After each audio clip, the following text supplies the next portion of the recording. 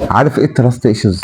انك مش قادر تصدق، حاسس ان في حاجه ناقصه، في حاجه مش مفهومه، مش كل حاجه بتتقالك صريحه او زي ما انت مستنيها. الثقه لما بتتكسر ما بترجعش بسهوله، والشخص اللي عنده تراست ايشوز ده مش بيشك عشان هو عايز يشك، هو بيشك عشان هو اتوجع قبل كده. هو اكيد اتخذل كتير، اتخدع، اتخان، عشان كده بقى بيحط مليون سيناريو، لان هو اكيد مش زي ما هو شايف.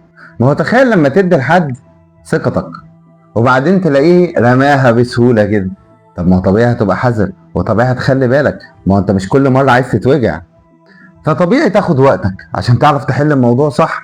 الثقه بتتبني بالوقت والكلام، وعندك الريت بتاعها على القناه.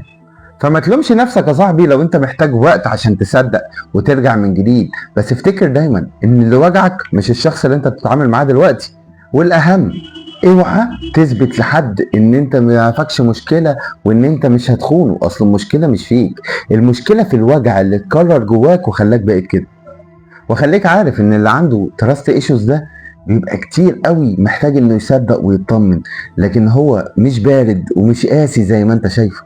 بس صدقني هو مش قادر، اصل الوجع ده لما بيجي وقلة الثقة دي لما بتيجي من شخص هو ما كانش مستني كده منه، يعني بتسيب فيه اثر كبير قوي لسنين كتير قدام. فلو لقيت منهم حد بيحاول يثق فيك اوعى تخذله، علشان انت مش هتكسره فيك انت بس، لا انت هتكسره في الناس كلها، هتخليه ما عندوش ثقة في حد تاني.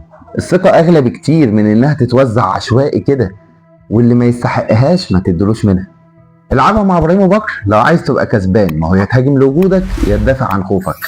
فقول لي عايز نلعب ايه في اللي جاي، وافتكر انك بكده هتبقى